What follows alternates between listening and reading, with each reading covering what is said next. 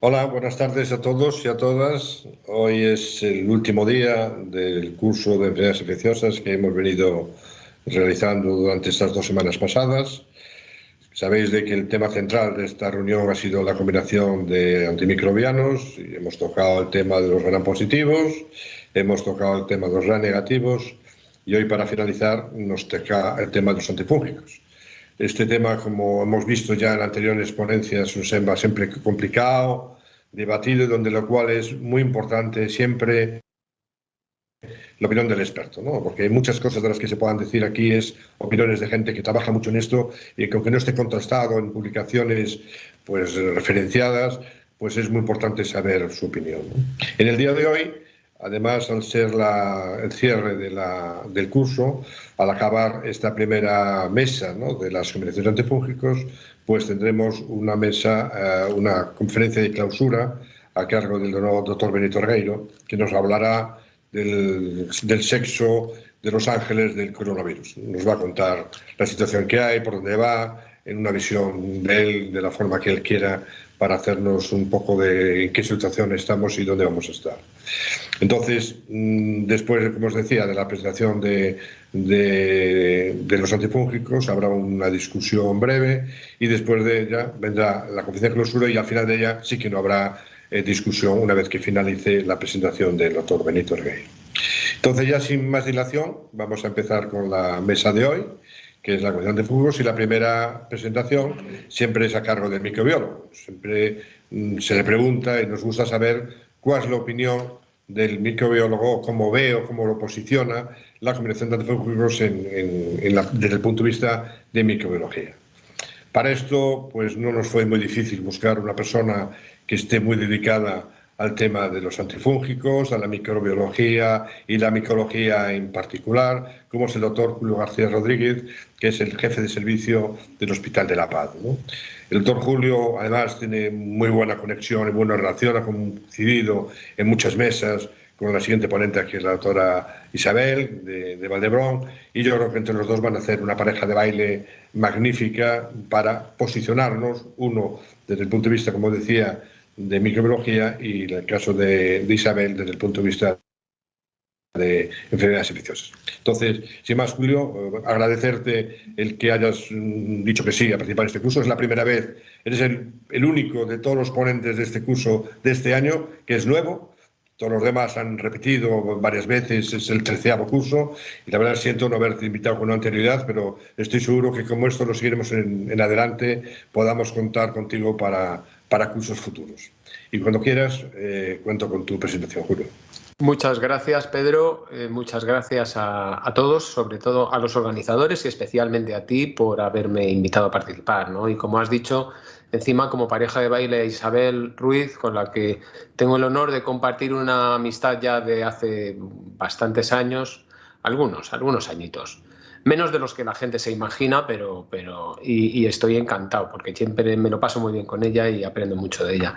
Antes de nada, hacer un pequeño disclaimer, se me olvidó poner una diapositiva. Yo he colaborado como advisor y he tenido varias becas de Pfizer, de Gilead y de MSD. Vamos a empezar los próximos minutos a repasar algunos aspectos fundamentalmente microbiológicos de lo que es la combinación de antifúngicos, recordando en primer lugar el problema de la infección fúngica en el mundo, ¿no? Se estima que hay unos 300 millones de infecciones graves en todo el mundo anualmente, y la mayor parte de ellas relacionadas con patologías de base bastante graves, como pueden ser patología oncológica, infecciones por VIH, tuberculosis, infecciones por otros virus respiratorios, alteraciones de la estructura del propio pulmón, como es la enfermedad pulmonar obstructiva crónica, fibrosis quística o bronquiectasias, y también enfermedades con asma. La verdad es que son infecciones con una altísima mortalidad, aunque a lo largo de los años la mortalidad ha ido descendiendo, pero estamos todavía en cifras en torno a un 20 o un 40% de mortalidad. Y esto es debido fundamentalmente a dos factores. Uno de ellos es que, como he dicho antes, este tipo de infecciones asienta sobre población que ya está bastante debilitada y tiene grandes comorbilidades, y sobre todo tiene un sistema inmune bastante tocado, ¿no? Y por otro lado, en muchas ocasiones son infecciones difíciles de diagnosticar y sabemos ya que el pronóstico de este tipo de enfermedades depende fundamentalmente de la precocidad con que se instaure un tratamiento precoz. Pero es que además las alternativas terapéuticas que tenemos para estas infecciones fúngicas son habas contadas. Realmente podemos decir que contamos con 3 grandes grupos terapéuticos para la SIFI, ¿no? Los azoles, las candinas y los polienos. No quiero ni contar lo que sucede cuando tenemos algún problema con alguno de ellos, como la aparición de toxicidades o efectos secundarios, o la aparición cada vez más preocupante de microorganismos de cepas resistentes a algún antifúngico, o problemas derivados de la farmacocinética porque no alcancemos niveles adecuados en el área de la infección. Pues entonces tenemos un verdadero problema, ¿no?, cuando surge algo de esto. Por eso ya desde hace muchos años muchos autores se dieron cuenta de la importancia de la combinación de antifúngicos, y en este artículo, fijaos que tiene ya casi más de 40 años, pues ya demostraban cómo la combinación de anfotericina B con 5-fluorocitosina iba mucho mejor, curaba a más gente y producía más supervivencia en el caso de meningitis por criptococo, de manera que no es algo nuevo, ¿no? A la hora de plantear la combinación de estos fármacos, pues claro, uno tiene que balancear lo que son ventajas e inconvenientes, ventajas y desventajas. En el platillo de las ventajas, ¿qué podemos poner? Bueno, pues la combinación de antifúngicos nos va a permitir ampliar el espectro sobre todo cuando hay tratamientos empíricos, el espectro del antifúngico, ¿no?, y tratar más posibles hongos patógenos. Por otro lado, muchas veces lo que queremos es alcanzar una esterilización rápida, disminuir rápidamente la carga fúngica, y eso se puede conseguir combinando antifúngicos. Y por otro lado, y como he comentado antes, esquivar de alguna manera el problema emergente de las resistencias, que en algunos casos puede llegar a ser bastante preocupante. Sin embargo, en el platillo de posibles desventajas, bueno, siempre está ahí la espada de Damocles del antagonismo, el riesgo, el miedo al antagonismo entre los 2 fármacos que vamos a emplear, toxicidad, porque al utilizar más fármacos el riesgo de toxicidad es mayor, y en menor medida, aunque es relevante también, el coste, ¿no? Se puede duplicar el coste de los tratamientos antifúngicos, que en estos contextos de tanta gravedad tiene menos importancia, pero también hay que tenerlo en cuenta. En cuanto a los estudios de combinación, la verdad es que es una misión imposible tener buenos estudios, ¿no?, tanto in vitro como in vivo. Los estudios in vitro, bueno, pues tienen problemas de estandarización, no hay una metodología universalmente aceptada. La correlación con los resultados in vivo no es del todo 100%, ¿no? Incluso en modelos animales la correlación con el ser humano no siempre es adecuada, porque bueno, pues, la farmacocinética y farmacodinamia en animales no es exactamente igual a la de los seres humanos. Y en cuanto a los ensayos clínicos, pues claro, tenemos problemas muchas veces en la selección de pacientes, porque como ya he dicho, el diagnóstico a veces no es fácil y nos encontramos con que no sabemos muy bien cuándo realmente estamos ante una infección fúngica. Por eso, hace muchos años, algunas organizaciones crearon categorías que facilitaran la estandarización y la homogeneización de los ensayos clínicos, ¿no?, como los criterios de la EORTC para clasificar las micosis en posibles, probables y probadas. Por otra parte, afortunadamente no es una patología demasiado frecuente y, por tanto, cualquier estudio que se quiera llevar a cabo necesita grandes estudios multicéntricos, muchos centros que aporten al final una N que sea significativa.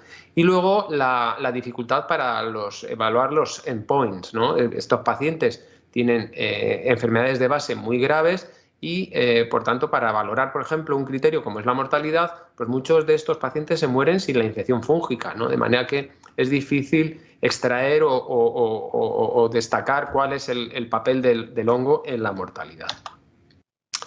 Bien, en microbiología, en nuestro laboratorio, nosotros solemos utilizar 3 tipos de métodos, ¿no?, para estudiar la interacción de los antifúngicos.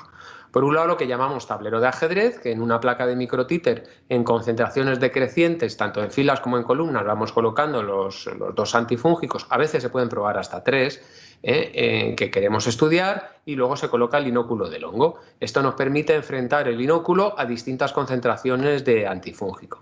Otro método es el método de difusión en agar.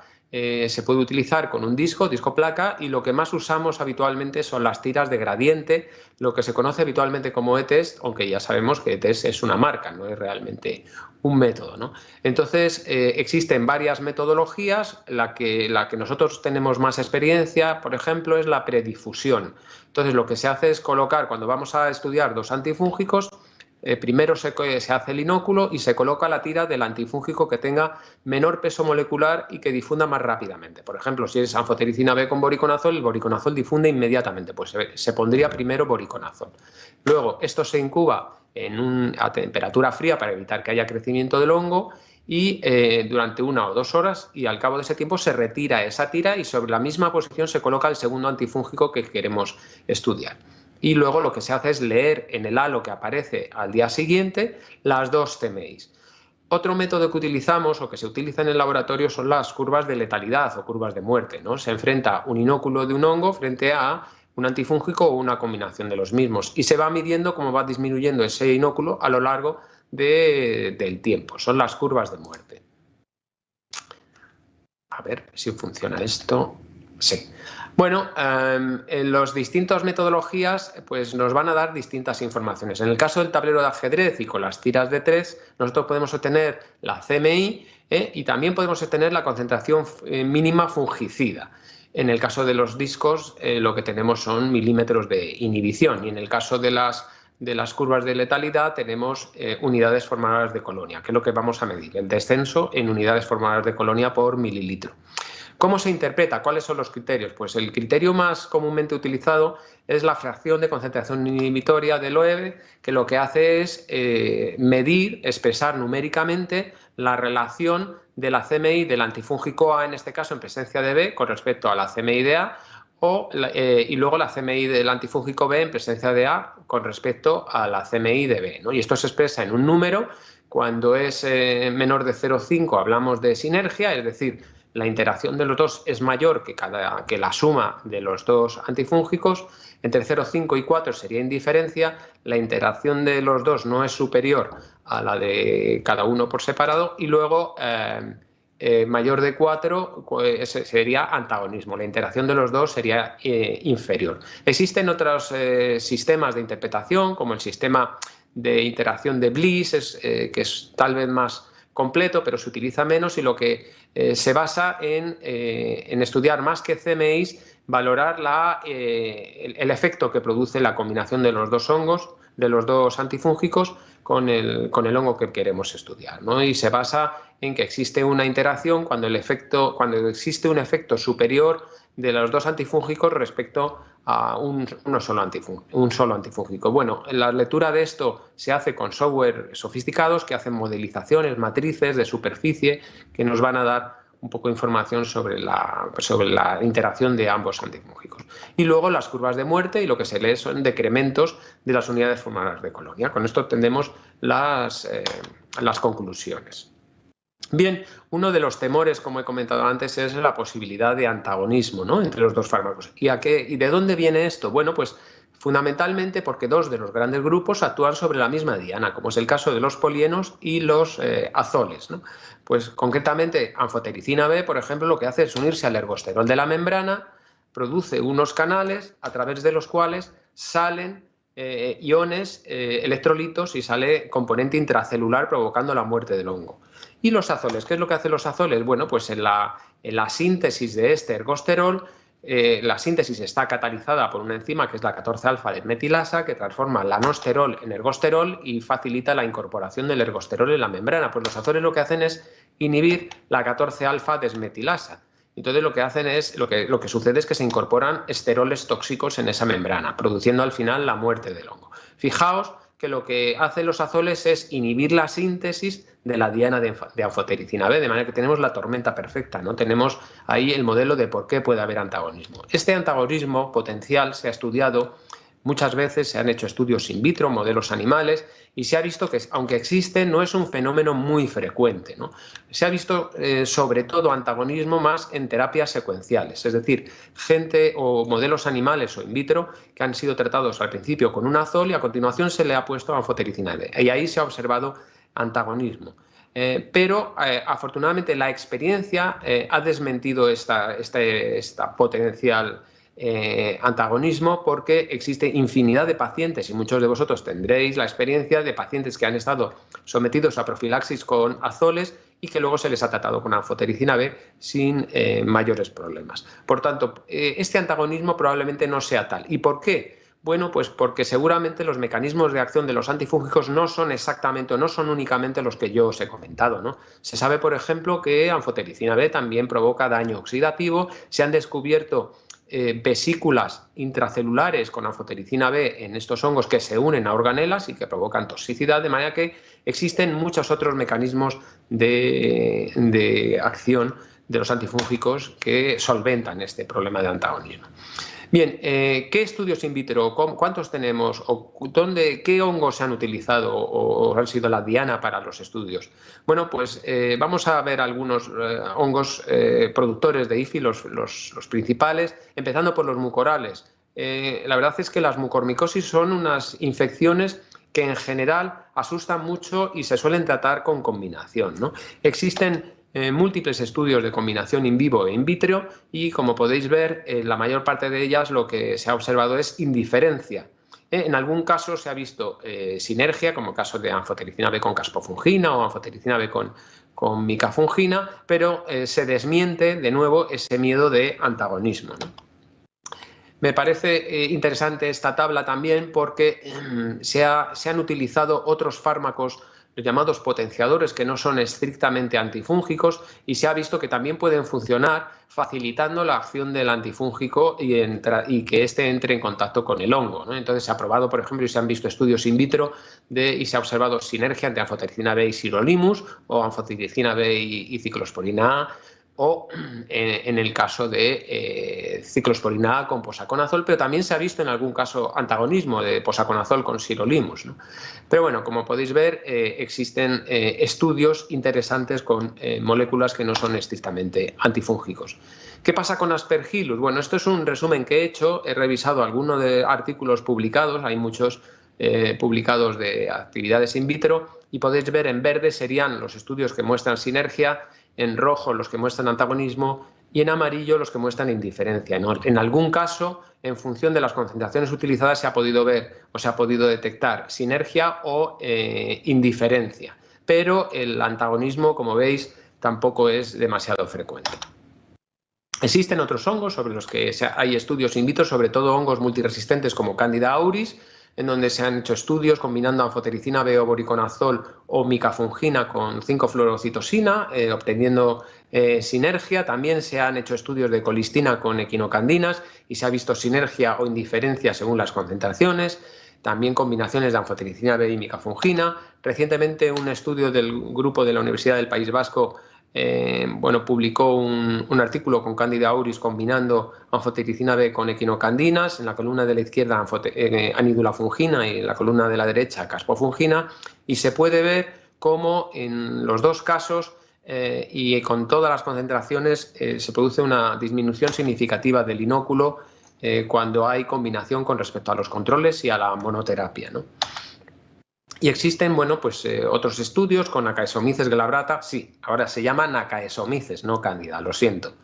Glabrata, y hay estudios de azoles con anfotericina B detectándose sinergia o indiferencia, pero no antagonismo, y con Fusarium, que como sabéis es un hongo multiresistente, y existen algunos estudios que han probado voriconazol con terbinafina. También hay voriconazol con anfotericina B con resultados similares.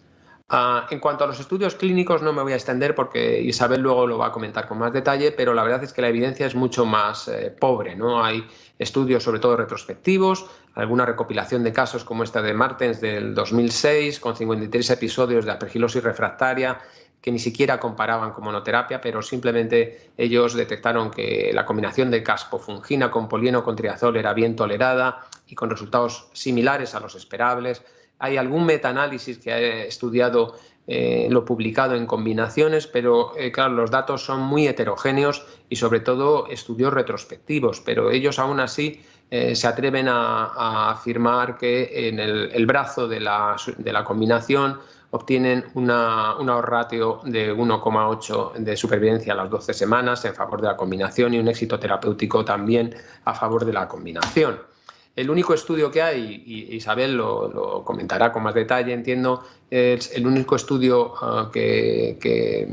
aleatorizado, prospectivo, con una gran cantidad de pacientes, es el estudio del combo de anidulafungina con voriconazol versus voriconazol, que, como sabéis, no tuvo los resultados esperados porque no hubo diferencias de mortalidad entre los dos grupos, aunque sí que en un estudio, en un análisis post-hoc, se vio cómo hubo diferencias de mortalidad en aquel grupo de pacientes que tenían galactomanano positivo, sobre todo los que tenían galactomanano positivo en el rango entre 0,5 y 1,5, lo cual se pueden extraer conclusiones interesantes que luego lo comentaremos, ¿no?, con Isabel. Otros estudios clínicos, bueno, en esta tabla resumo algunos estudios clínicos, pues en este estudio piloto de Cayot con 30 pacientes, ellos sí que vieron una asociación favorable de anfotericina B y caspofungina versus anfotericina B.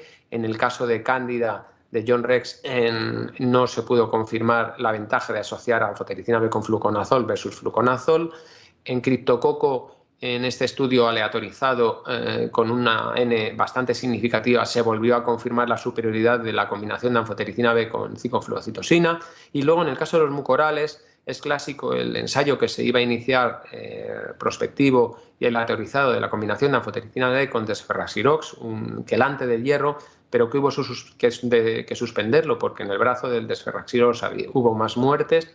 Y en el caso, y este estudio que se cita bastante, de Reed, en el que se estudia retrospectivamente combinación de anfotericina B con caspofungina, que parece que es superior a la monoterapia.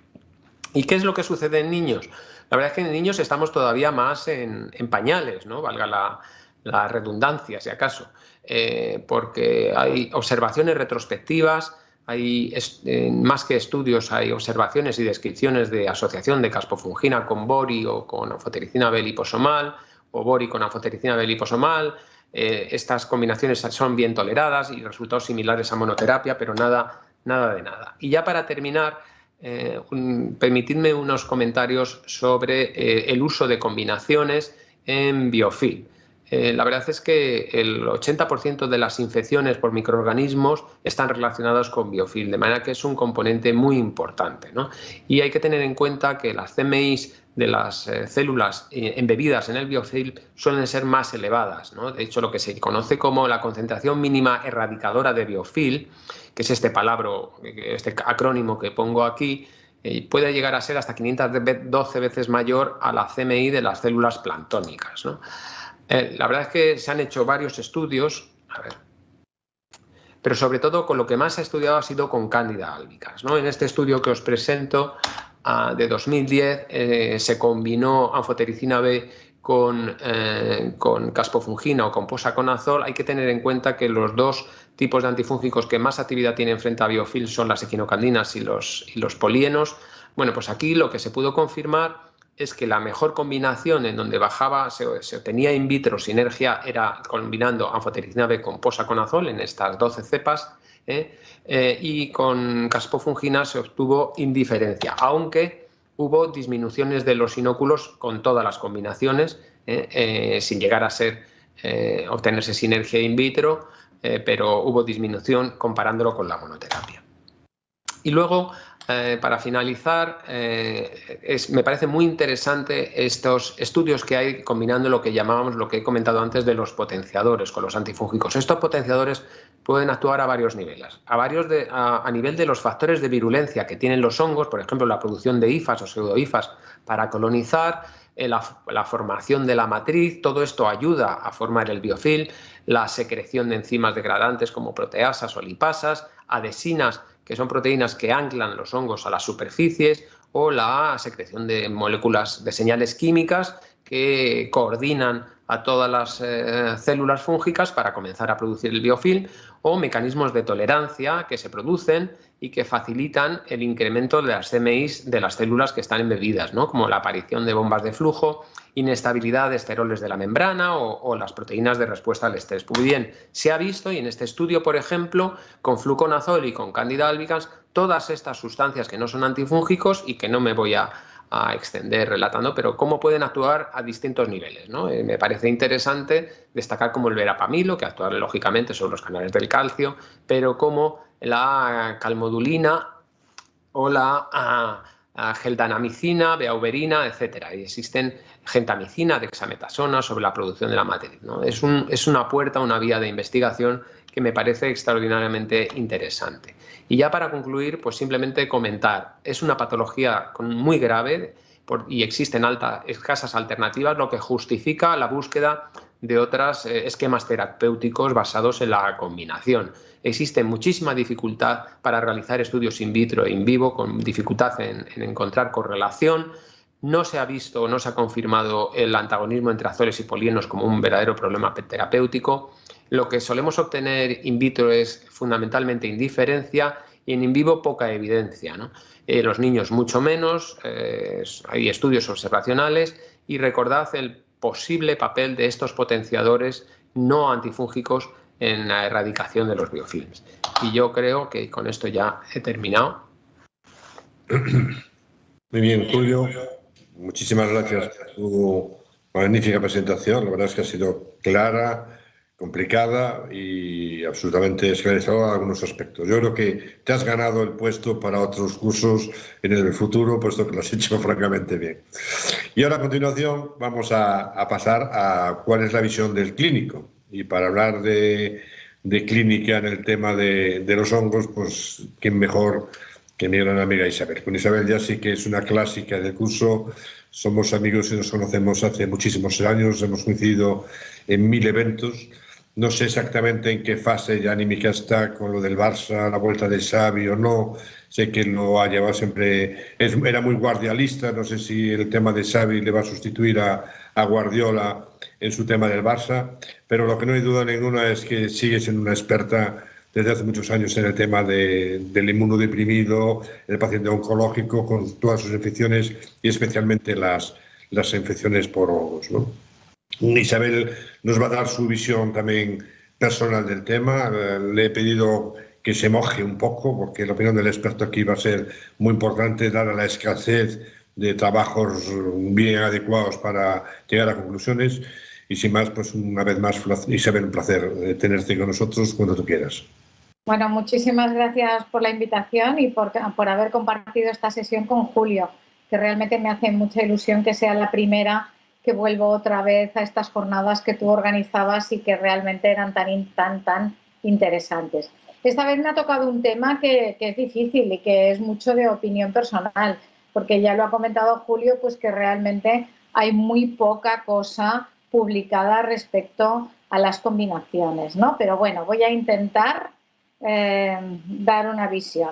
A ver, yo creo que para empezar, me he olvidado como Julio poner el conflicto de intereses, pero he participado en todas las actividades de todas las industrias relacionadas con los antifúngicos, o sea que todos por igual, ¿no? Entonces, yo creo que cuando hablamos de infección fúngica, esto es un concepto muy amplio, ¿no? Porque la infección fúngica depende de qué infección fúngica sea, de su localización, de si es una infección refractaria, de si es de brecha, depende mucho del huésped y del huésped depende de su enfermedad de base, de la edad del paciente, de todas aquellas causas que le puedan haber inmunodeprimido previamente. Y una misma infección fúngica, dependiendo del huésped, se manifestará de una manera o de otra y puede ser más grave o menos grave y desde luego depende del hongo que tengamos. Y con esta premisa quizá podemos aclarar un poco más lo que hay, ¿no? Sabemos, como ha dicho Julio, que lo prioritario y lo más importante es iniciar el tratamiento de la forma más precoz posible. Esta es una diapositiva que a mí me gusta mucho porque vemos que a las 4 horas de la infección hay pocas conidias y estas son fagocitadas por los macrófagos. Pero si continuamos y estamos en un paciente inmunodeprimido, pues lo que vamos viendo es que esto va progresando y a las 24 horas ya tenemos una proliferación de hifas que han invadido los vasos con infartos pulmonares importante, pero es que a las 96 horas tenemos una diseminación total con afectación de muchas localizaciones. Por lo tanto, es prioritario el que iniciemos el tratamiento de la forma más precoz posible. ¿Qué objetivo clínico va a tener la terapia combinada? Por nuestra parte, aumentar la eficacia Intentar disminuir la toxicidad si podemos reducir las dosis o combinarlas de alguna forma diferente, mejorar el pronóstico de estos pacientes con infecciones que son difíciles de tratar, a veces porque hay dificultad en alcanzar el foco, porque tenemos resistencias, como ha comentado Julio, pero tenemos un factor en contra, es que si tenemos refractariedad, ya sea de enfermedad de base o de la infección fúngica, lo tenemos muy difícil. Como él ha comentado, hay una serie de trabajos que aparecieron a principio de la década del 2000, entre el 2000 y el 2010, y hay muchos de ellos, él ha comentado el de Caillot, pero la mayoría son trabajos retrospectivos, en los cuales se mezclan pacientes que son pacientes que pueden estar en primera línea, pero la mayoría son pacientes que se consideran refractarios. Pero no podemos olvidar que era un momento en que si a la semana el paciente tenía más lesiones pulmonares, se pensaba que aquel paciente no estaba respondiendo, cuando en realidad era la evolución normal de una enfermedad aspergilal. Es decir, que con todos estos trabajos que tampoco demuestran absolutamente nada, lo que podemos decir es que son antiguos, que son una mezcla de prospectivos, retrospectivos, que mezclan diferentes tipos de pacientes en diferentes momentos de la enfermedad, que la mayoría tienen un número escaso, el que más tiene 30, que lo analizan de forma diferente y que entonces por eso no se pueden sacar unas conclusiones claras. Pero cuando hablamos de terapia combinada tampoco hablamos de una cosa solo, ¿no? Podemos utilizar antifúngicos como sea y luego un antifúngico sistémico. Podemos utilizar un antifúngico primero, pasar a otro antifúngico y volver al primer antifúngico. Esto es lo que se llama un efecto puente, que veremos que hay un trabajo de Corneli posteriormente que os lo comentaré.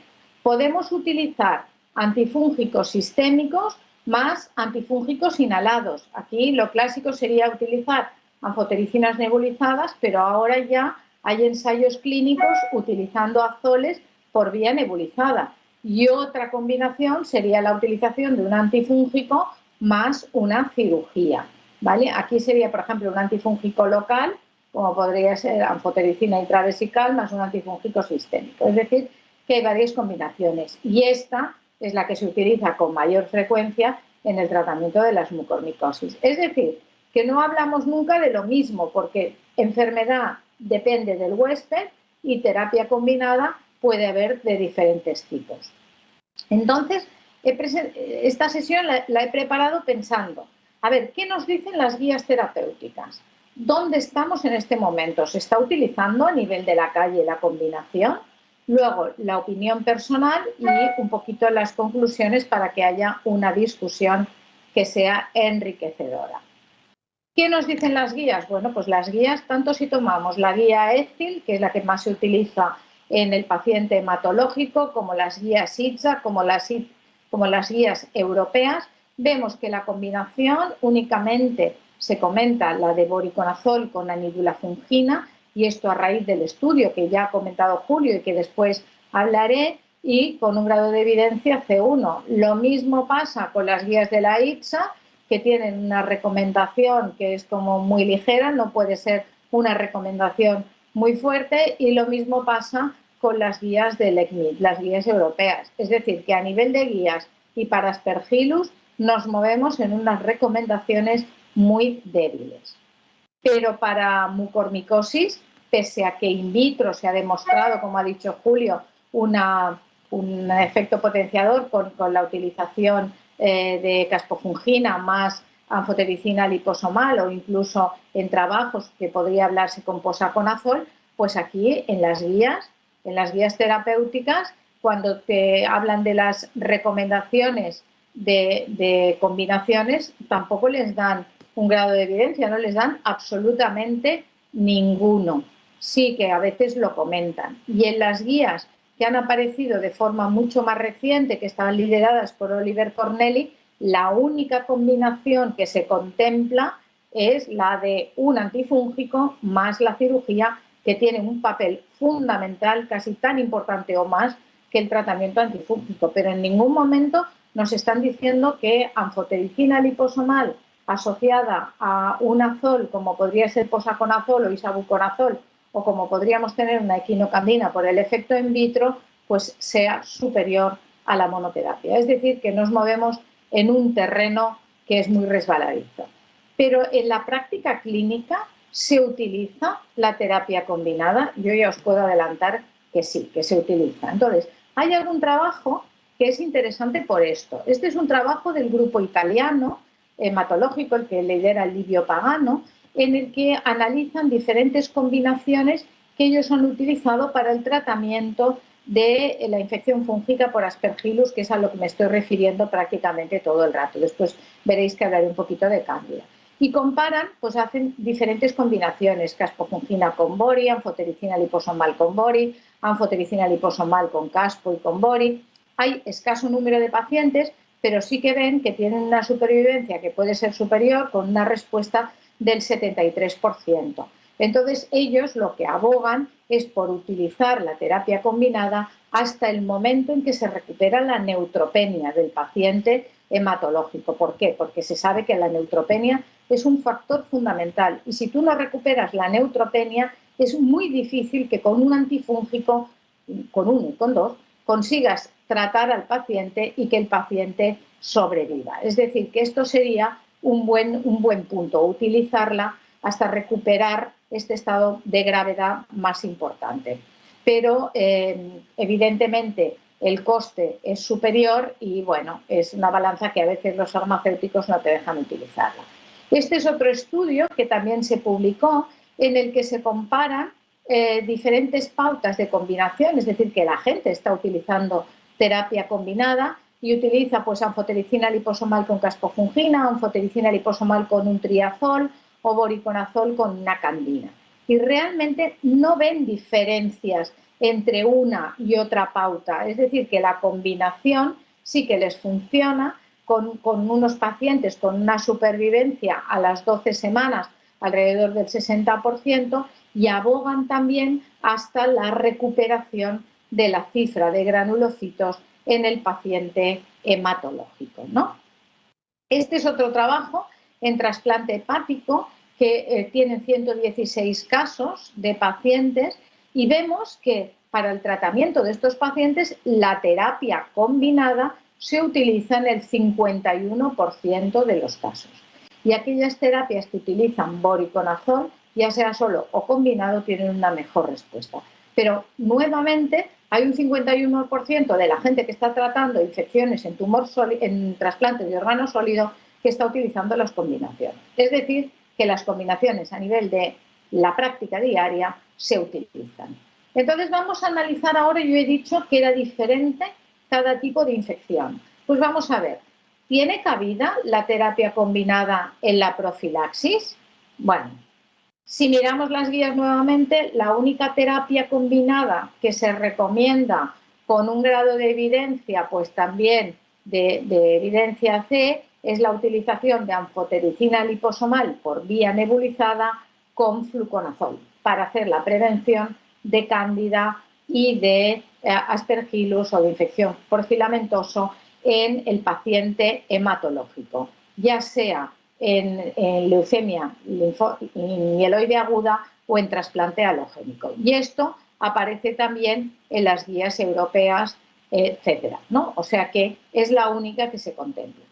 Hay otro trabajo que esto es lo que os he comentado antes, ¿no? Una posibilidad de terapia combinada es yo hago un antifúngico, paso a otro antifúngico y recupero el primero después. Y esto es lo que hizo el grupo de Corneli.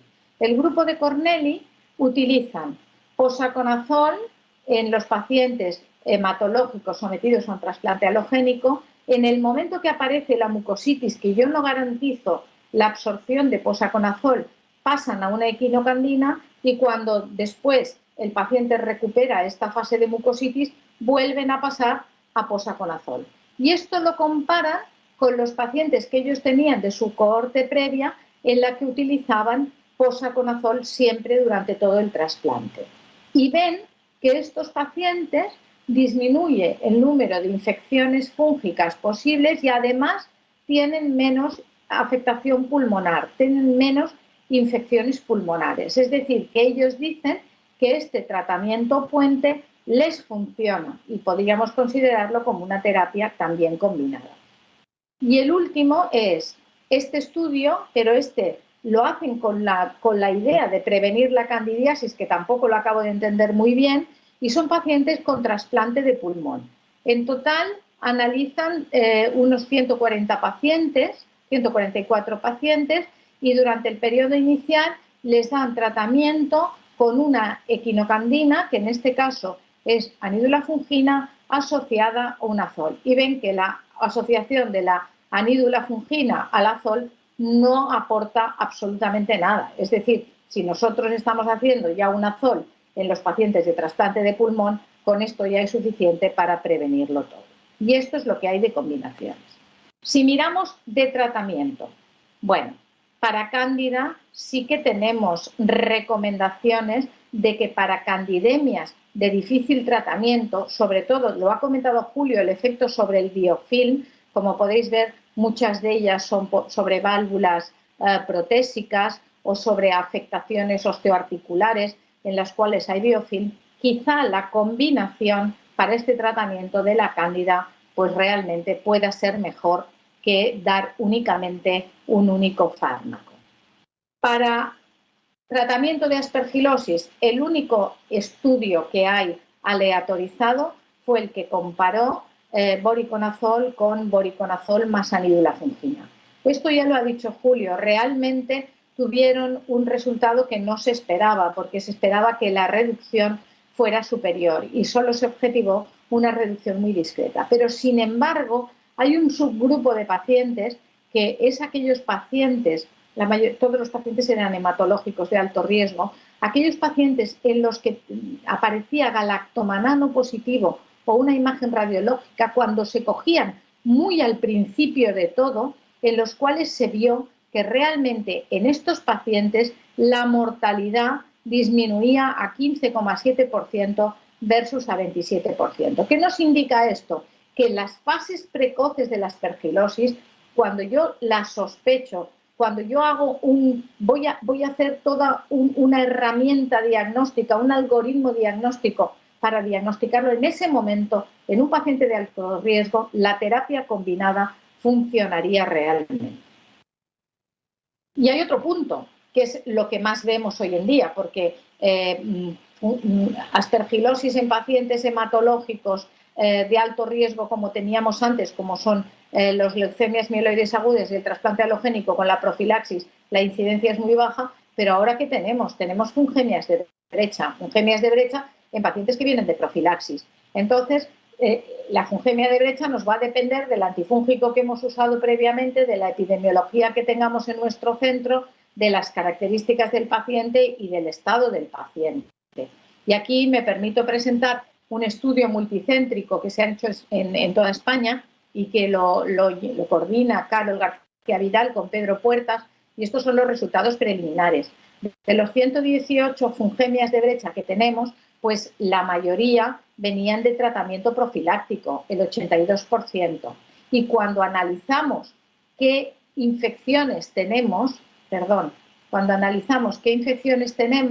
vemos que hay 23 candidemias, de las cuales la mayoría son Candida no albicans, tenemos aspergilosis, tenemos mucorales, tenemos fusarium, y la mayoría de estas infecciones tienen resistencia a los azoles. En más de la mitad de los casos son resistentes a los azoles. ¿Por qué? Porque la mayoría han recibido azoles previamente. ¿Y qué tratamiento se ha hecho? Pues tratamiento diferente, ¿no? Un tratamiento diferente. Esto ha llevado a que empiecen a aparecer revisiones y recomendaciones en pacientes con fungemias de brecha. Yo creo que una muy interesante es esta que ha hecho Carol García Vidal con Dimitros Kontoyiannis, y que ellos abogan a que preventivamente, es decir, cuando yo voy a hacer el diagnóstico de qué infección, de qué fungemia de brecha tengo, pues mientras lo estoy evaluando, la terapia combinada tendría un papel importante y luego tendría que desescalar. Es decir, puedo empezar una terapia combinada y luego desescalo. Y yo creo que esta es una opción que es muy, muy, muy interesante. Aquí hay otro trabajo que habla también de lo mismo Y son pacientes que resulta que como fungemia de brecha uno tiene una lametospora prolífica, que esto ya es igual lo que le des, el olorofilm que saldrá ahora, pues esto sí que podrá ir bien, y el otro tiene un mucoral, y todos los pacientes han iniciado un tratamiento empírico combinado. Es decir, yo creo que en fungemia de brecha está más que súper justificado. Cuando creo que no tiene sentido, este trabajo ya es antiguo, es del 2015, te dice que dada la falta de evidencia que existe en aquellos pacientes que desde el punto de vista hematológico tienen una enfermedad progresiva que no va a tener solución, que es refractaria, aunque tengan una infección fúngica, poco les vas a hacer a estos pacientes con una terapia combinada. Yo creo que en estos casos uno ha de pensar en el paciente que tiene delante y creo que con un único fármaco es más que suficiente. Así, mi opinión personal es que nunca va a haber un estudio aleatorizado de terapia combinada. Hacen falta muchos pacientes y hoy en día no tenemos esa cantidad. Yo creo que al inicio de la infección en pacientes de alto riesgo está súper indicada y después desescalar. Y también la hemos de contemplar siempre en la sífilis de brecha y desescalar luego. Y no en los tratamientos de rescate que ya han pasado por líneas terapéuticas o que la enfermedad hematológica ha progresado y no tiene solución. Y es importante que hagamos una política antifúngica para evitar la aparición de resistencias. Y esa política antifúngica la tenemos que hacer mejorando los diagnósticos, empezando el tratamiento como sea, pero dirigiéndolo hacia la localización que tiene, basados en factores PKPD, valorando mucho la duración del tratamiento, que si podemos pararlo, se ha de parar. Ya hoy en día no hacemos esos tratamientos tan prolongados. En la profilaxis la hemos de hacer cuando interesa, cuando conviene, no profilaxis mantenidas en el tiempo, sino durante el periodo del riesgo y sobre todo, si después de todo el estudio que hacemos no hay una infección fúngica, lo que tenemos que hacer es parar el tratamiento y no continuar. Así pues, en resumen, en aspergilosis invasora al inicio y después desescalar en el paciente de alto riesgo, en terapia de rescate no está indicada, contemplarla siempre en fungemia de brecha, en la mucormicosis siempre cirugía, porque esto es lo que va a salvar al paciente, en profilaxis solamente fluconazol más anfotericina nebulizada en el paciente hematológico e individualizar en el contexto del hongo, del paciente y de la localización. Y muchísimas gracias y ya está. Muy bien, Isabel, muchísimas gracias. Como siempre, una presentación excelente y clara. Y vamos a pasar, si os parece, a una discusión. Desafortunadamente, como ha pasado en otras ocasiones, no tengo en el chat ningún tipo de pregunta, con lo cual entre nosotros vamos a tratar de mover un poquito y sacar algunas dudas. Yo empezaría por preguntarte a ti, Isabel, en concreto, cuando hablas de combinaciones, pues nos digas exactamente Aspergillus que usas, o sea, qué combinas y cómo, y Cándida que usas y qué combinas. Por ejemplo, en el tema de la Cándida, ¿utilizas todavía la 5-flucitosina o ya la tienes como segunda línea y utilizas otra cosa? Nosotros en Candidemias utilizamos una equinocandina o una anfotericina liposomal como tratamiento inicial y luego desescalamos a fluconazol siempre que sea posible. Y sí que en alguna situación concreta con afectación del biofilm, pues se puede contemplar el hacer una anfotericina liposomal más una equinocandina, pero la flucitosina hoy en día ya no la utilizamos. Otra cosa es el criptococo, como ha comentado Julio, que allí creo que está súper indicado y lo utilizamos. Y si no podemos utilizar flucitosina, utilizamos la combinación de anfotericina liposomal con fluconazol. Aparte que hay desabastecimiento de flucitosina intravenosa. Pero han conseguido, bueno, intravenosa sí, pero oral sí que se consigue. Sí, oral tenemos aquí, pero intravenosa no. Intravenosa no hay. Ya. Y en el tema, ya para no, antes de pasar al Aspergillus, el tema de la Cándida, el posicionamiento, por ejemplo, también de dar dosis altas de quinocandinas solas o asociadas en combinación, ¿cómo estáis utilizando vosotros? ¿Utilizáis en algunas situaciones dosis más altas de quinocandina, bien en tipo endocarditis, en algún tipo de infección intraabdominal? solas o asociadas? Sí que se puede contemplar la utilización, sobre todo en formas abdominales, que a veces son más difíciles de controlar, de dosis superiores y además sin ningún riesgo desde el punto de vista de efecto adverso. Pero en la mayoría de casos utilizamos las dosis convencionales. Julio, ¿quieres añadir algo? No, yo creo que sí que estoy de acuerdo con Isabel.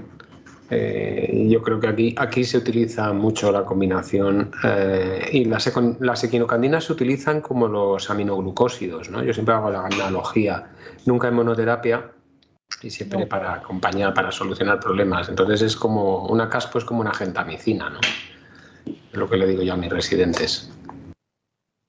Y en el tema de las Aspergillus, entonces, el tema de las Aspergillus, ¿qué combinación utilizas más habitualmente o de cuál eres más partidaria?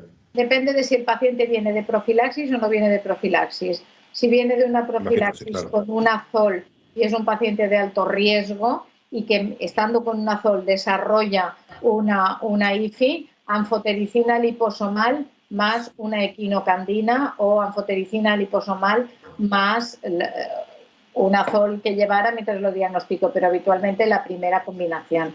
Y si el paciente no viene de profilaxis, que puede ser pacientes, por ejemplo, pacientes con ibrutinib o con nuevas terapias biológicas, que estos no vienen de tratamiento, entonces si es un paciente que viene de muchas líneas de tratamiento previo, que lo consideramos paciente de riesgo, pues evidente un azol, que en este momento nos inclinamos más por isavuconazol más una equinocandina, pero nunca una equinocandina sola. Eso te iba a preguntar yo, el tema del azol en concreto, ¿no? Porque el trabajo clásico es bori con anidola en su momento porque no existía el isavuconazol, pero como bien los dos habéis destacado, y Julio en concreto, el tema de la toxicidad, si combinas, si tienes un fármaco que desde el punto de vista de espectro es muy similar al anterior y tiene unos efectos secundarios inferiores, lógicamente para la combinación debe ser mucho mejor, o al menos desde el punto de vista teórico, el ideal, ¿no? Sí, pues usamos isavuconazol, sobre todo en el paciente hematológico, en el que tenemos muchísimas interacciones de fármacos y complicaciones. Sí, que no tienes que monitorizar y además el espectro es mucho mayor. Claro. O sea, que el bori no es exactamente igual. Sigo sin tener ningún tipo de... Bueno, tengo aquí una, espera. Bueno, es una pregunta, no es exactamente de combinaciones, pero la pregunta es, dice, voriconazol y V en paciente con insuficiencia renal. Dice, ¿sigue estando el problema de la limitación por el disolvente del producto? Hombre, sigue siendo una forma ciclodextrinada, o sea, esta sí que existe. Evidentemente, si tú lo utilizas durante un periodo muy corto de tiempo no pasa nada, es decir, yo empiezo con voriconazol, no pasa nada, pero si lo has de utilizar un periodo largo, no es el fármaco indicado, precisamente por la insuficiencia renal, si lo utilizas por vía endovenosa. Y yo creo que estando isavuconazol es muchísimo mejor utilizar isavuconazol. Sí. Y lo habéis comentado los dos y especialmente tú, Julio, pero me gustaría, no sé si es posible o al final más, ante un hongo determinado, se habla mucho de la combinación de antifúngicos en situaciones clínicas, pero en concreto, en situaciones de un hongo resistente, ¿no? El jugar con combinaciones, cómo y cuándo, o sea, laboratorio, vosotros en un hongo determinado es cuando ponéis en marcha toda la maquinaria, ¿no?, de laboratorio para buscar si tienes una combinación. Yo recuerdo hace años, pues, con trasplantados el pseudosporium prolificans, no sabíamos qué darle. Así que ahí el laboratorio puede ayudar mucho trabajando, haciendo sus pruebas para ver si hay una combinación que sea más eficaz. Bueno, con mucha precaución, ¿no? Porque a veces los resultados que nosotros tenemos in vitro no se correlacionan y podríamos limitar posibilidades terapéuticas en un contexto de un paciente que ya las tiene muy limitadas, ¿no? Entonces, nosotros lo hacemos en contadas ocasiones cuando hay... Nunca hacemos tablero de ajedrez, porque como me dijo un micólogo muy conocido en España, al que le pedí que me hiciera un tablero de ajedrez, es un infierno el tablero de ajedrez. Y para la rutina diaria es complicado, pero nosotros hacemos la predifusión y lo hacemos en casos limitados en los que aparecen hongos multiresistentes y tienes muy pocas alternativas, pero en general la experiencia, ya te adelanto que lo que nosotros hemos obtenido casi siempre es indiferencia. Nosotros hicimos un trabajo que al final no hemos podido publicar de interacción in vitro de voriconazol con anídula fungina, con tablero de ajedrez y con e-test, y la mayor parte de las veces encontrábamos indiferencia. El 90% de las veces no había ni antagonismo, desde luego que no, pero sinergia era excepcional, ¿no? O sea que allí, la verdad es que yo creo que en este caso ayuda poco los estudios in vitro. Me ha parecido muy interesante, además que lo has matizado muy bien y yo creo que lo has aclarado muy bien, el tema del antagonismo, ¿no? Siempre la querencia, al menos los clínicos, o al menos yo cuando hacía más clínica, siempre parecía que el azol, usarlo en combinación, no, azol no, buscar la combinación con otros, bueno, lo has dejado bien claro, ¿no? Que es excepcional, que es una excepción que puede darse, pero que no, en el caso de usarse o tener que usarlo, no debemos considerar que es un problema gordo el tema del antagonismo el usar un azol, ¿no? Como dice un amigo mío, un infectólogo, menos mal que muchas veces los clínicos nos hacemos caso a los microbiólogos. No, hombre, y en esto se veía, ¿no? Si un paciente te viene de un azol que tiene una infección fúngica, tú le estás empezando una anfotericina liposomal y no pasa nada, ¿no? Sí. Y nosotros aquí hemos combinado, nosotros tenemos casos muy complejos de niños con infecciones fúngicas. Hemos tenido uno hace poco que le hemos puesto todo. Una caspofungina, isavuconazol y anfotericina B inhalada. Tenía simultáneamente mucormicosis, más en senos tenía infección por otros hongos, por alternaria, penicillium, tenía un montón. Era un chaval con un trasplante de progenitores hematopoyéticos en AIDS, y en pulmón tenía mucor y un talaromyces. Y cada uno tenía un patrón de sensibilidad y le pusimos de todo, ¿no?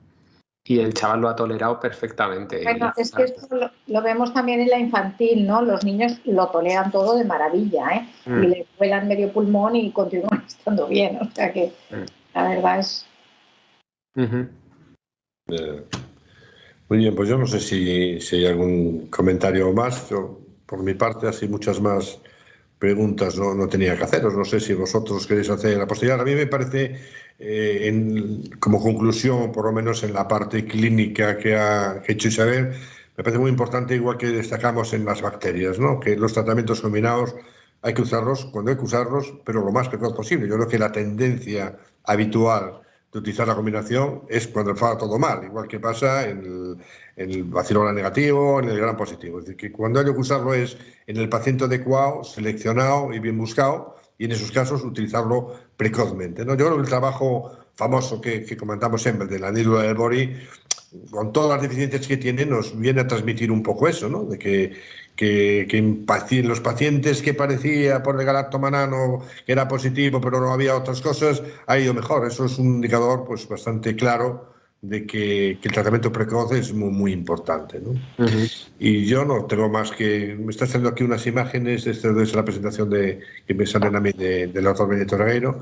Por mi parte, yo, si no queréis hacer ningún comentario más, ninguno de los dos, yo os daría las gracias una vez más. De verdad que ha sido una mesa excelente. Sé que es una mesa llena de dificultades y de trampas, ¿no? Pero que habéis sabido los dos salvarlas perfectamente. Y bueno, espero que si los cursos siguen para adelante con COVID o sin COVID, contar con vosotros para nuevas ediciones. ¿Vale? Muchas gracias. Muchas gracias. A vosotros.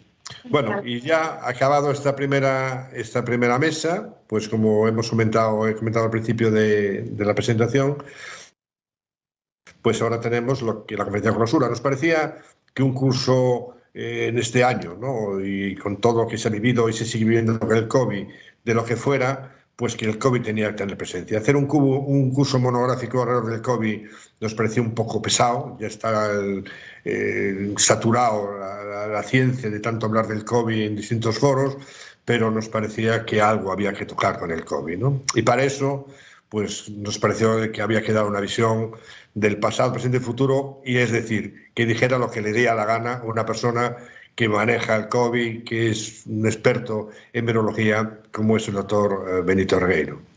Benito, yo no sé si ya estás por ahí. Simplemente presentaros, creo que todo el mundo sabe quién es Benito Regueiro. Benito Regueiro es el catedrático de Santiago de Compostela, de microbiología. Fue durante muchos años jefe de servicio del Hospital Universitario de Santiago y desde hace unos años se metió un reto también de irse de jefe de servicio al Hospital Nuevo de Vigo, ¿no? Y avanzar ese hospital, convertirlo como lo ha convertido en el centro de referencia, por ejemplo, en el COVID, como es en Galicia, ¿no?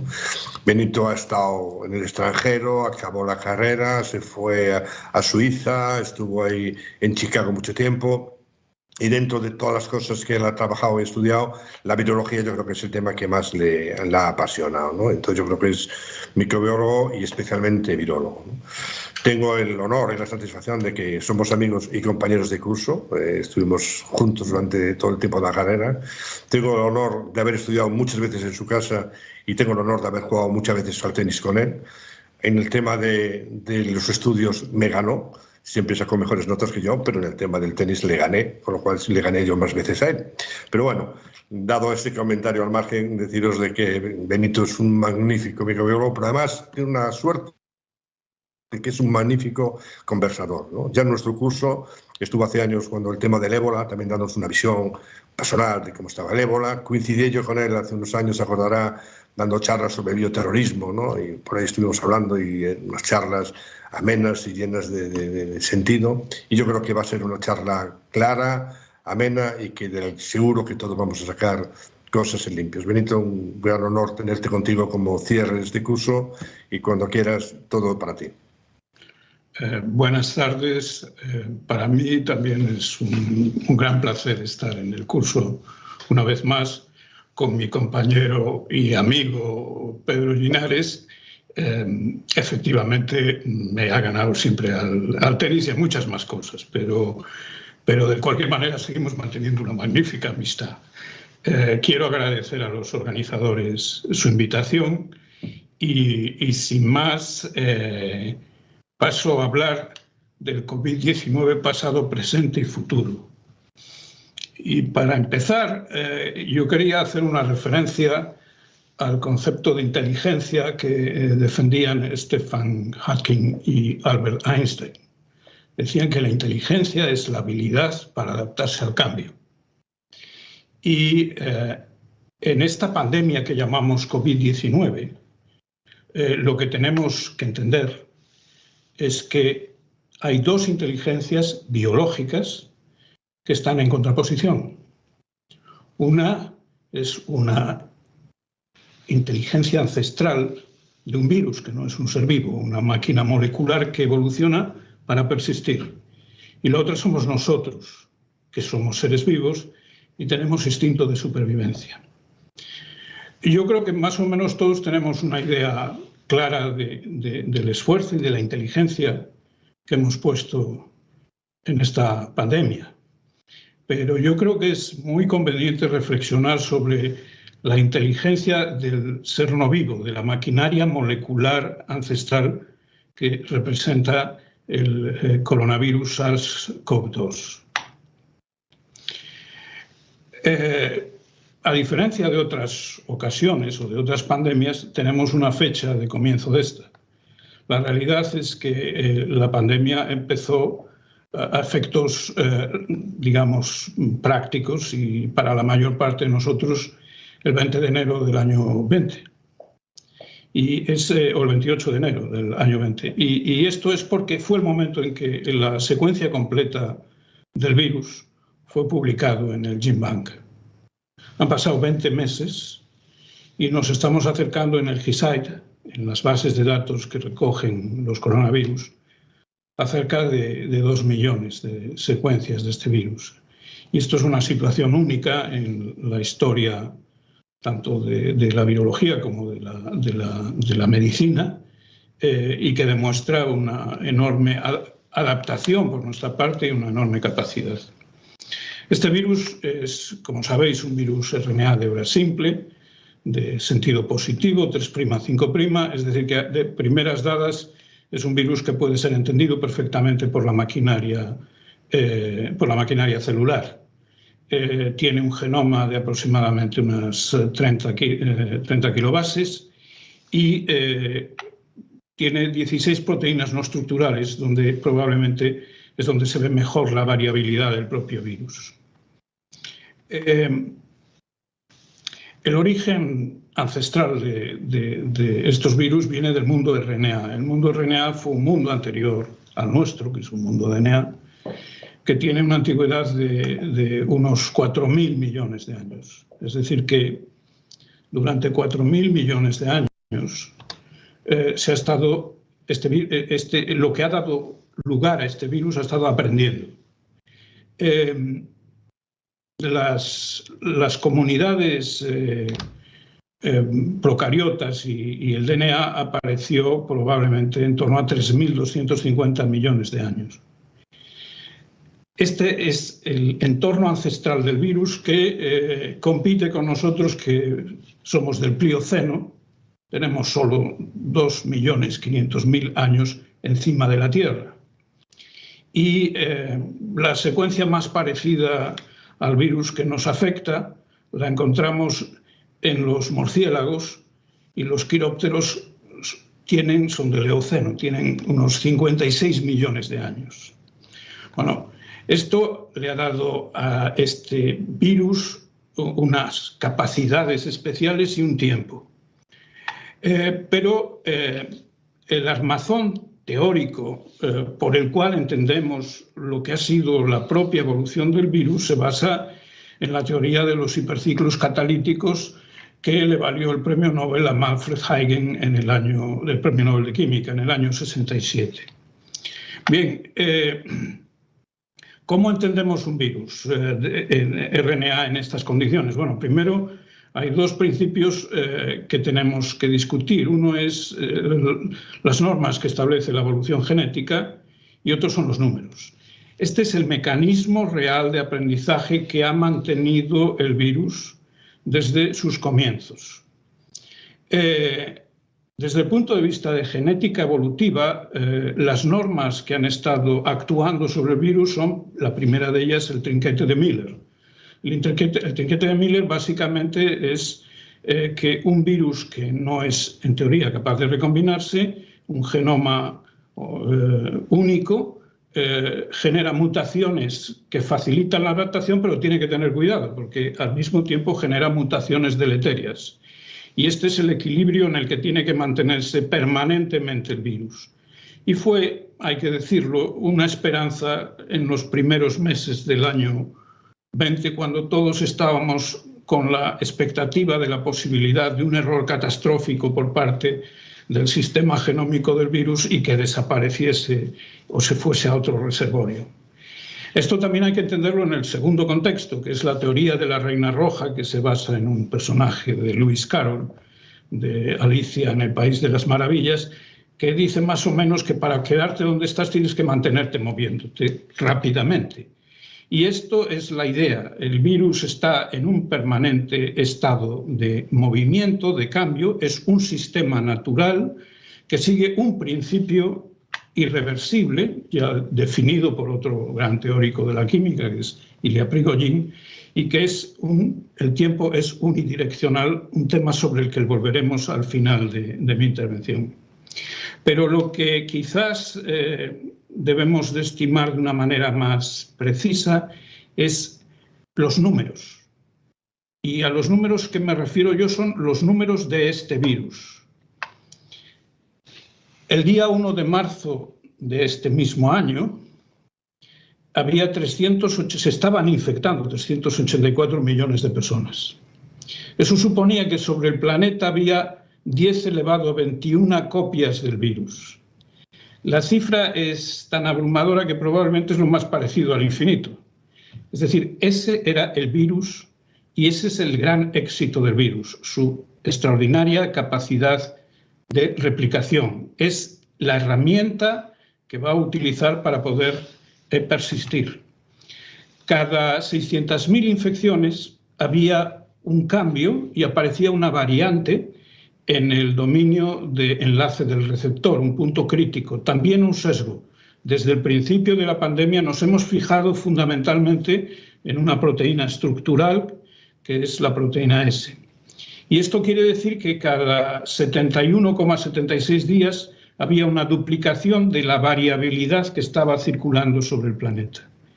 Y este es el enorme potencial de aprendizaje. El virus no va a parar y, además, mientras mantenga esas tasas de replicación, su capacidad de aprendizaje es abrumadora.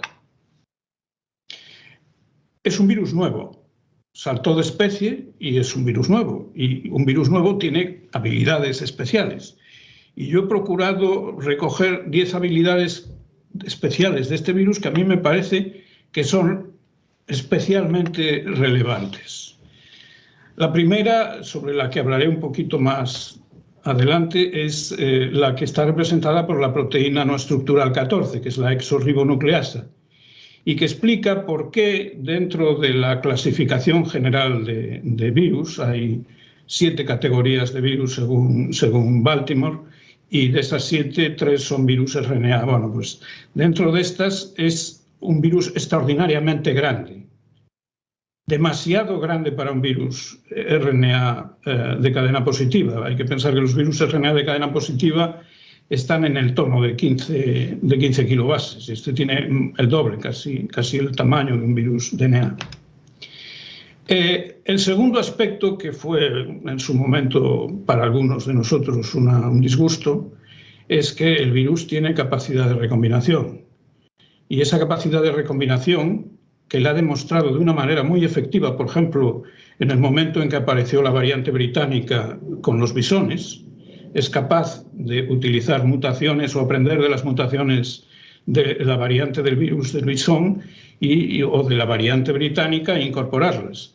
Estas mutaciones funcionan como un mecanismo de rescate del sistema de seguridad que pensábamos que teníamos con el trinquete de Miller, de la posibilidad de que en el virus estuviesen acumulando mutaciones deleterias y que esas mutaciones deleterias finalmente hiciesen que el virus se replegase. Otro de los aspectos novedosos en este virus es que hemos visto que efectivamente se dan fenómenos de epístasis. Es un virus conformacional. Entonces, algunas mutaciones, por ejemplo, que hemos detectado en en 624, en 501, que están asociadas con la transmisibilidad, con la infectividad del virus y con la virulencia, necesitan, para que aparezcan, unas sustituciones adicionales en proteínas no estructurales que están localizadas en otras partes del virus o de lecciones, como en el caso de la mutación 501, en otras áreas de proteínas no estructurales. Es decir, que esta visión que hemos mantenido hasta ahora del virus como un elemento que podemos controlar y que podemos básicamente combatir centrándonos en la proteína S es algo que probablemente deberíamos de empezar a revisar con el tiempo. Este virus también nos ha dado una magnífica lección con su actuación sobre las variantes de escape de los anticuerpos neutralizantes y sus novedosas capacidades en los procesos de glicosilación de las proteínas para de alguna manera poder contraponerse a los anticuerpos neutralizantes. Hay un sitio que no puedo evitar no hablar de él, y que me extenderé también con él, que es único en este virus y que es de una inteligencia asombrosa, que es el sitio de rotura para la furina. Hay proteínas específicas y no específicas, la proteína similar a la papaína o las proteínas que aparecen en la trama de lectura abierta 3B. Hay las espículas, las proteínas de la espícula pueden adaptar conformaciones distintas.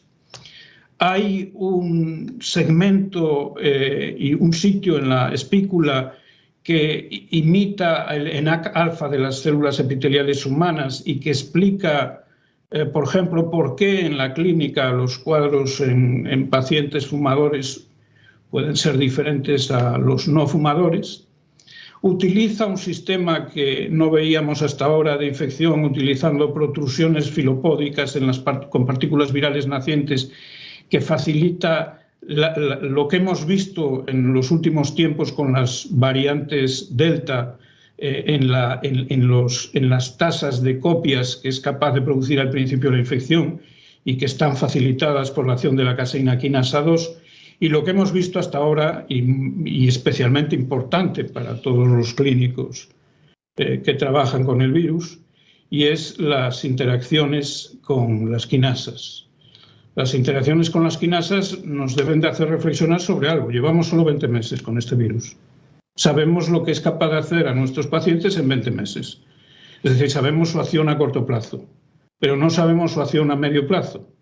A medio plazo yo, desde luego, me empezaría a preocupar de las posibilidades de que aumenten tasas de neumonías secundarias. Ya pasó con la pandemia de la gripe en el 20.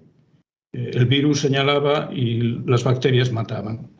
Pero a más largo plazo, y teniendo en cuenta esta capacidad de acción sobre las quinasas, hay que pensar que probablemente especialidad por especialidad clínica habrá que reflexionar sobre si este virus nos puede causar problemas a más largo plazo que el que hasta ahora conocemos.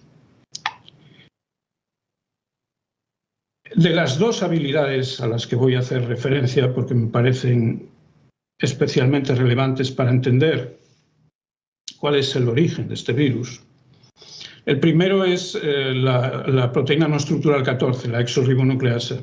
La exorribonucleasa tiene unos residuos catalíticos en el dominio exón N, es el sistema que utiliza para corregir la copia. Básicamente es un sistema corrector de copia que imita perfectamente, probablemente es un antecedente, del que tienen las eucariotas y procariotas y que permitieron el trasvase del mundo RNA al mundo DNA. Entonces, esta capacidad de corrección de los errores en la lectura del código es extraordinariamente importante porque permite que este virus tenga el tamaño que tiene, es decir, el doble de un virus de estas características.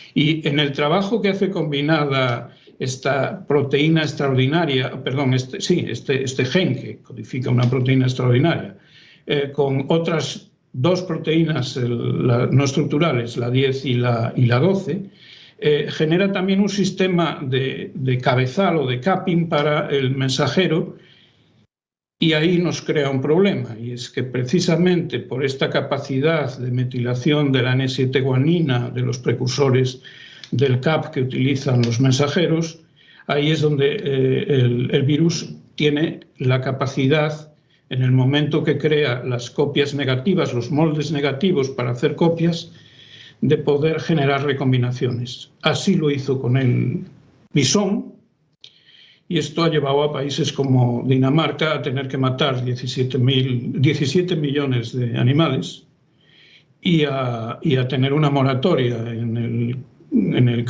la cría de bisones hasta el año 22. Entonces, esta capacidad que tiene el virus de poder recombinarse es algo que tenemos que tener presente porque es lo que mantendrá en el futuro el virus en nuestros entornos vitales. Y esto también justifica una capacidad importante del virus, que es la transcripción discontinua, que también seguro que nos va a dar sorpresas y que explica muchas de las propiedades de las nuevas variantes que estamos estudiando con secuenciación masiva.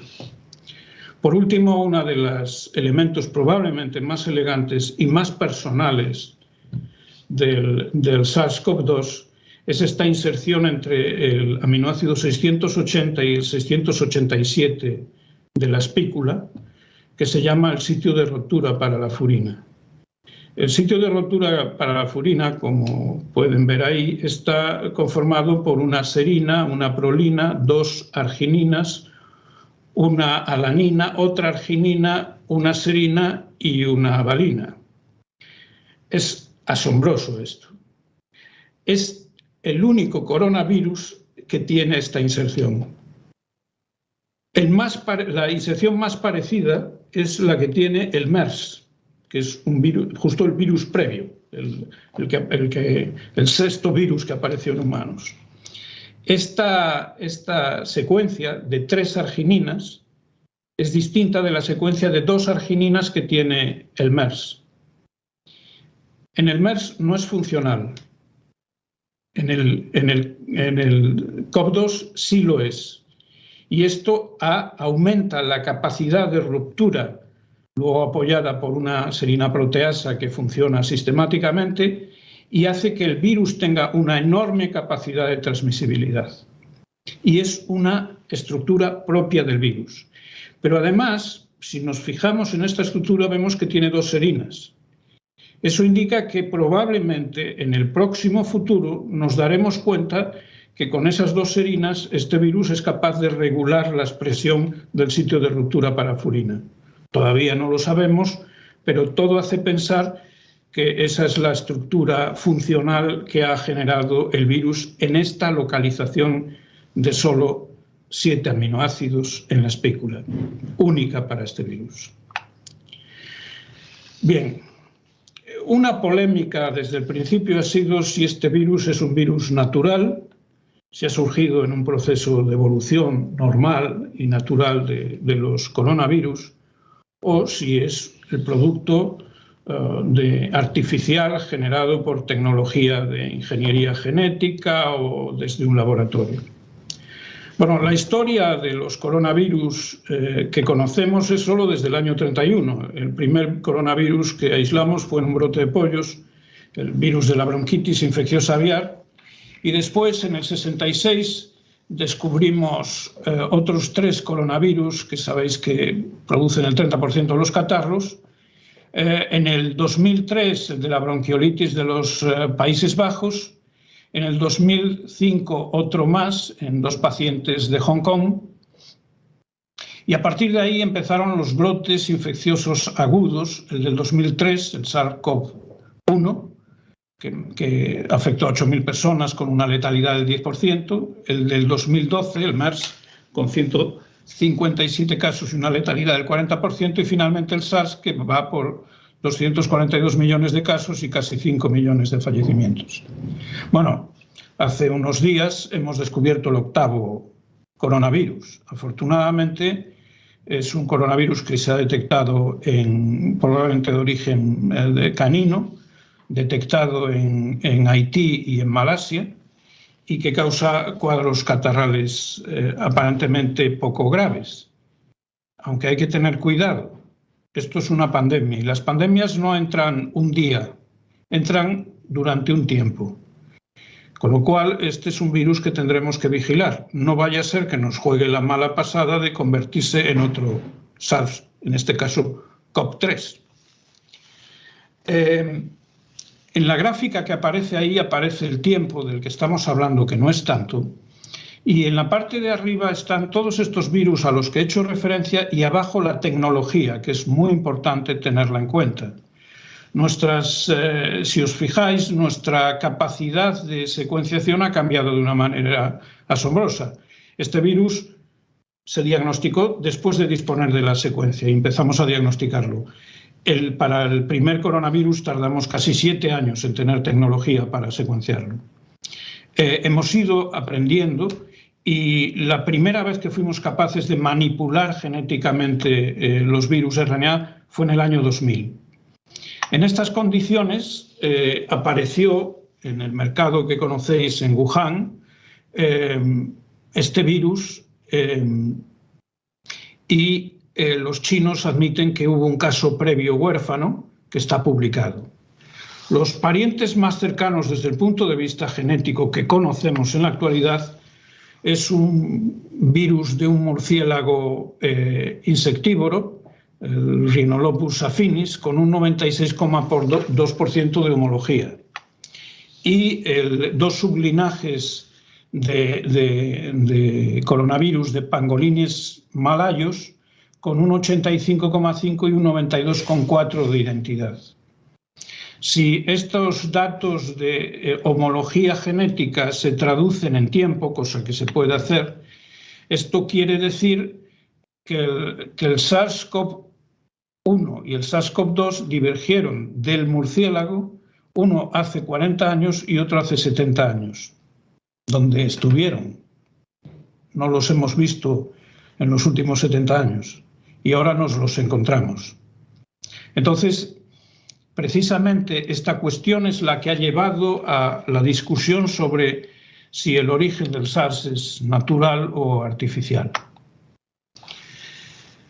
Lo que está claro es que el origen del SARS es zoonótico. Hay un salto de especie y evidentemente un salto de especie puede ser natural o puede estar asociado a nuestras capacidades de manipulación genética. En la experiencia que yo tengo en la segunda parte, esto implicaría una asociación más o menos inteligente, quiero decir que podría ser por error o porque uno a propósito lo ha querido hacer en un laboratorio. Si vamos a la historia del primero de los coronavirus, del SARS-CoV-1, emergió en una provincia del sur de China, en Guangdong, y lo hizo en 2 tandas. Esto no es raro cuando empieza una pandemia. El caso apareció en marzo y se secuenció un mes después. En el segundo brote ya se detectó que había una relación con un felino, que era la civeta, y se vio que la zona donde se daba la infección aparecía una alta prevalencia, un 13%. En el caso este que nos ocupa, en la historia del SARS-2, resulta que todavía, 2 años casi después de que empezase la pandemia, no hemos encontrado ningún hospedador intermediario. Es decir, que lo que sabemos es que hay una parte de la secuencia que se parece, sobre todo en la región de enlace al receptor, al pangolín, y hay otra parte que parece del murciélago. La especie más próxima del murciélago que tiene esa secuencia tan parecida es en una provincia del sur de la China, que es la provincia de Hubei, que está a miles de kilómetros de Wuhan. ¿Cómo se realizó el salto de especie? En el 2015 hubo que estudiar en China los anticuerpos contra el SARS-CoV-1. En la provincia de Wuhan no había nadie con anticuerpos frente a coronavirus. En cambio, en Yunnan, donde están los murciélagos, había un 2,7 de prevalencia de anticuerpos frente a coronavirus. Entre 2018 y 2020, una comisión conjunta a la que luego haré también referencia de China, del gobierno chino y de la Organización Mundial de la Salud, analizó unas 80.000 muestras de animales de todo tipo. Y el resultado en todos los casos fue negativo para el coronavirus. Los trabajadores del mercado, en cambio, fueron los primeros casos que se hospitalizaron, cuando no fue así en el primer coronavirus. Por lo tanto, no tenemos evidencia a día de hoy de que haya habido una exposición a animales portadores o a contagio con humanos. Seguimos con la misma idea de que lo más próximo que tenemos es algo que estaba en un murciélago a 1000 kilómetros del sitio donde supuestamente empezaron a aparecer los casos. ¿Qué argumentos ha expuesto la comunidad científica internacional en contra de un origen artificial del coronavirus? Bueno, evidentemente las fuentes oficiales chinos dicen que los casos no tenían ninguna relación con el mercado, que los muestreos masivos, tal como hemos visto, incluso de carnes congeladas y de animales domésticos alrededor de Wuhan, pues eran negativos, que podía haber brotes asociados a la cadena de frío, con lo cual la culpa no era de los chinos, podía venir de otro sitio. De cualquier manera, siempre la sospecha se centró mucho en el Instituto de Virología de Wuhan, de la Academia de las Ciencias de la China, una magnífica instalación que fue estudiada precisamente por este grupo de expertos de la Organización Mundial de la Salud y que dispone de laboratorios donde han estado trabajando con virus Nipah, con virus de la fiebre hemorrágica de Xinjiang, con ébola, y que fue en su tiempo diseñado por franceses. El estudio que hizo la OMS se centró en los hospitales de Wuhan, en el Centro de Prevención de Control de Enfermedades de Wuhan y en los laboratorios de bioseguridad. Y básicamente el 9 de febrero emitieron un informe diciendo que todo estaba limpio. Es decir, estos son los argumentos a favor o en contra de un origen artificial. Los argumentos a favor del origen artificial. En una región, en el medio de la región S, hay una zona de 1.378 pares de bases que es similar a un vector de GenTech, que es el P-Shuttle SN, que es un vector que tradicionalmente venimos utilizando cuando hacemos pseudotipos para construcción de vacunas adenovirales frente al SARS-CoV-1.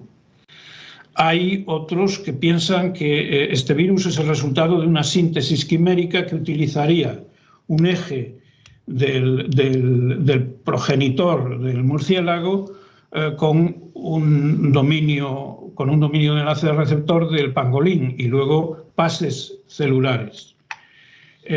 Otros dicen que como eso tendría limitaciones cuando trabajas en células, como veremos más adelante, que se habría usado ribavirina o sistemas de inactivación de la actividad exonucleasa que ya hemos descrito en NSP4 para aumentar la tasa de mutación del virus y así resolver los problemas que nos dan de tiempo. Otros dicen que lo que se ha utilizado es algo que utilizamos sistemáticamente en ingeniería genética para manipular, que es la mutagénesis in situ. Y otros dicen que es que además en este virus hay un sitio cerca precisamente de esta región para la furina, que está un sitio de corte de la enzima de restricción FA1 que sería estupendo para manipular genéticamente el virus. Bien, yo tengo la impresión de que el virus es demasiado bueno. He intentado expresar algunas de sus habilidades para haber sido diseñado por técnicas de manipulación genética. Primero, si uno cultiva este virus en células Vero, que es como lo cultivamos cuando infectamos las células, desaparece el lugar de rotura para la furina. Es cierto que hay una línea celular que también se utiliza con estos virus, que es CALU3, donde no necesariamente desaparece. La idea de utilizar un punto concreto, una enzima, un punto de corte de una enzima de restricción concreto es un poco absurdo. Es decir, en esa zona no hay un sitio, hay 500 nucleótidos con 287 sitios. Entonces, bueno, pues echarle la culpa a uno parece ridículo. Luego, el que se parezca al vector adenoviral, luego se ha llegado a la conclusión de que esto es una noticia falsa. Y en cuanto a la síntesis quimérica, implicaría de entrada que este virus tendría que haber circulado desde el año 1948. Es cierto que ahora acabamos de ver este otro virus de origen canino que seguramente ha estado circulando, porque el virus malayo y el virus de Haití, la homología genética es del 99%, o sea que ha estado circulando y solo causa catarros. Es posible que este virus haya estado causando catarros y no nos hayamos dado cuenta, pero desde el año 48. Por otra parte, si en vez de fijarnos en el 96% que se parecen, nos fijamos en el 3,8% que se diferencian, eso supondría que necesitaríamos cultivar el virus al menos 15 años y conseguir una tasa de 6 nucleótidos cada 15 pases para poder llegar a un virus como este. Lo malo es que el virus que habríamos manipulado genéticamente lo descubrimos en el año 13, con lo cual no tenemos tiempo para poder conseguirlo. Nunca hemos usado la ribavirina ni la delección de la exonucleasa en coronavirus. Nunca se ha intentado en lo que sabemos en la bibliografía. Luego es absurdo pensar en mutagénesis in situ. A nadie se le ocurre hacer mutagénesis in situ para generar mutaciones sinónimas, es decir, basándonos en la degeneración del código, en donde teníamos una valina, volvemos a poner una valina, eso sí, con nucleótidos distintos. No tiene mucho sentido. Y luego hay una cosa que, en mi opinión, también justifica el origen natural, y es que tanto en el caso del SARS-CoV-1 como en el SARS-CoV-2, si vamos a los virus de los progenitores, las sustituciones de nucleótidos, las frecuencias relativas de sustituciones de nucleótidos son los mismos. Y a ninguno se nos ocurrió pensar que el SARS-CoV-1 era un virus manipulado por ingeniería genética. Y todo ello apoya el origen natural. Por otra parte, hay razones, o sea, cuando hemos trabajado con otros coronavirus, como el virus de la hepatitis murina, que es el que hemos sido capaces de mantener y de cultivar por 5 años en 600 pases distintos, solo se consiguió acumular 63 mutaciones. Para empezar, el virus del pangolín lo hemos descubierto en el año 2019, con lo cual lo hubiésemos necesitado, pero no lo conocíamos. Pero es que los cambios y las mutaciones que tiene son 78. Es decir, que no tenemos tiempo para poder generar este virus con los sistemas quiméricos y con pases sucesivos. Hay otra posibilidad. Es una posibilidad basada en un argumento histórico. Y es que haya habido, efectivamente, una serie de modificaciones y que haya saltado de forma accidental en un laboratorio. Bueno, esto no es raro, esto pasa también. Es decir, en el año 77, la influenza H1N1 saltó desde un laboratorio chino. En noviembre del 19, la brucela desde 2 centros en Lanzhou, en China. En el 2003, el SARS-CoV-1 saltó en Singapur en verano, en Taiwán en diciembre y en el 2004 en China en primavera. Era muy típico, yo lo recuerdo todavía, los brotes de glosopeda en Europa, cerca de los lugares donde teníamos la fábrica de producción de vacunas contra fiebre aftosa. Y para no irnos muy lejos, el gran laboratorio de investigación militar americana, Fort Detrick, en agosto del 19 cerró por problemas en las unidades de alta seguridad BSL-4. Por supuesto, es un centro militar y evidentemente no han dicho por qué se cerró y cuáles eran las razones de seguridad, pero esto no es raro que ocurra, es decir, que es posible siempre que haya un escape de cualquier laboratorio. Sea como sea, a día de hoy todavía seguimos teniendo una gran duda sobre exactamente de dónde viene el virus. Por supuesto que viene de los murciélagos y seguramente de los pangolines, pero no sabemos qué ha pasado en el medio. Es posible que el virus haya estado circulando de una manera sutil y que no nos hayamos enterado, lo cual es preocupante. O es posible que, por alguna razón que desconocemos, este virus haya aparecido en un salto de especie que habría sucedido y que daría razón al nombre de COVID-19, pero todavía no lo sabemos. Lo que sí sabemos, y es el futuro, es que todos ansiamos la normalidad, pero la normalidad nos la prohíbe el segundo principio de la termodinámica. Y de nuevo aquí hay que citar a Ilya Prigogine, que fue premio Nobel en el 1977. La flecha del tiempo hace que todos estos fenómenos o todos estos sistemas complejos avancen de una manera creativa y produzcan desestabilización y caos para que puedan surgir nuevas organizaciones. Los dos sistemas, tanto el sistema viral, la maquinaria genética viral ancestral, que ha estado modificándose y ha estado seguirá su evolución, igual que nosotros seguiremos la nuestra. Estamos en el medio de un caos creador. Lo que está claro es que el tiempo es unidireccional e irreversible y la vuelta a una normalidad anterior nunca va a volver a ser posible en dos sistemas complejos naturales que interactúan en una pandemia. La cuestión es que he intentado explicar que el virus ha estado aprendiendo y sigue aprendiendo. Y yo creo que también es nuestra tarea el aprender y el mejorar con inteligencia biológica y de la otra para el futuro. En conclusión, ¿cuál es la situación? Bueno, nosotros seguimos secuenciando. Arriba ven una gráfica reciente, tiene solo unos días. Las variantes o los linajes Pango que venían circulando en Vigo, en este caso, pues ahora ya son todos Delta. Y ahora ya no trabajamos o no secuenciamos realmente linajes, estamos secuenciando sublinajes. Hace tan solo unos días, 3 casos en La Coruña y hace pocos días uno en Vigo, apareció la variante Delta Plus. y seguimos vigilando variantes que están llegando subvariantes que están llegando desde el sur y que ahora suponen el 25% de los casos que hay, por ejemplo, en Portugal.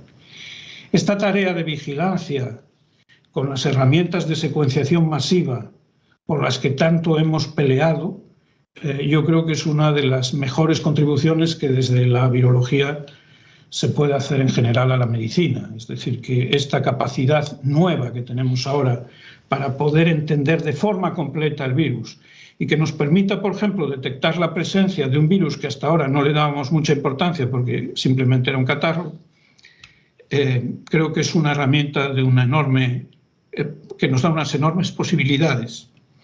En las charlas anteriores se ha hablado de la importancia de los biofilms. El estudio de la microbiota y la estructuración de la microbiota para entender los biofilms, yo creo que es una herramienta necesaria para el futuro de cualquier microbiología y, por supuesto, de cualquier medicina. Mientras tanto, ¿qué estamos esperando? Bueno, pues la estacionalidad tradicional de los virus respiratorios. Los coronavirus son virus de invierno. No sabemos si este va a ser mucho de invierno, pero en algún sitio tendrá que colocarse.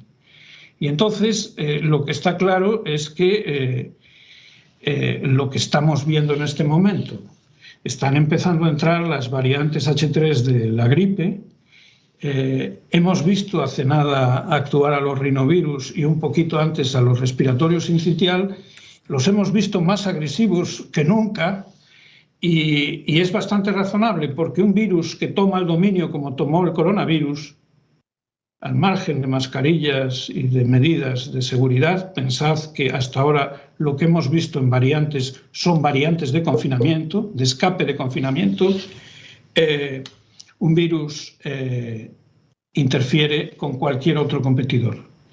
Es buena señal que estén empezando a aparecer los otros virus, eso es un principio de normalidad y la esperanza es que este virus en algún momento se coloque en una localización estacional asequible y nuestra gran esperanza evidentemente es que sabemos que con vacunas, con inhibidores de proteasas, con anticuerpos monoclonales en cóctel, sin cóctel y manipulados genéticamente vamos a poder estar en mejores condiciones para poder controlar la pandemia. Muchas gracias.